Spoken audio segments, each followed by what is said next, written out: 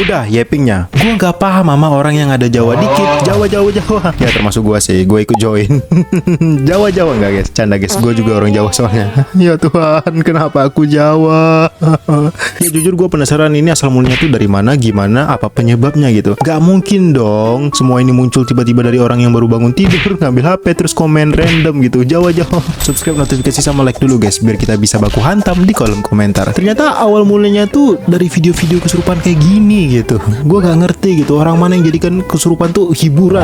Ya katanya ini lebih tepatnya di Jatim ya guys ya. Oh Jatim. Oh oke. Tapi waktu itu singkat gue istilah Jawa hama atau sampai ngata-ngatain Jawa belum muncul teman-teman. Sampai akhirnya isu PSHT, sound horeg, aliran sesat, dukun, gus-gusun, anjir nih banyak banget cok. Sampai akhirnya salah satu meme ini viral. Jawa. Jangan berisik bang, temen gue kan udah orang Jawa. Itu jadi puncaknya teman-teman. Tapi kan bang, daerah lain juga banyak negatifnya. Bener, tapi dibandingkan daerah lain, daerah Jawa punya hal-hal unik dan juga masalah-masalah yang unik pula gitu. Mayoritas daerah lain itu kriminalnya tuh umum guys. Medan maling besi. Besi yang dijanjikan ya ampun.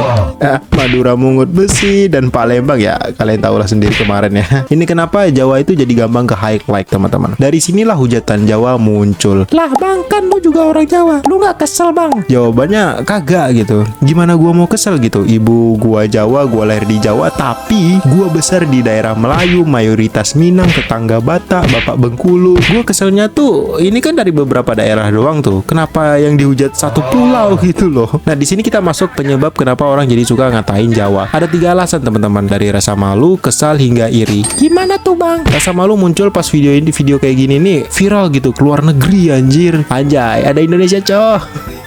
Lalu muncul rasa kesal. Nah karena ini bawa image Indonesia jadi buruk, akhirnya orang-orang nyalahkan gitu daerah yang jadi asal mula video ini. Terus ada yang bilang kalau orang luar Jawa itu iri doang. Ya bener, iri doang. Gimana nggak iri, udah dapat privilege tapi ya malah video kayak gini yang viral cok. Tapi ingat guys, nggak semua orang Jawa seperti ini. Contohnya gua. Anjay, apa sih? Nggak jelas.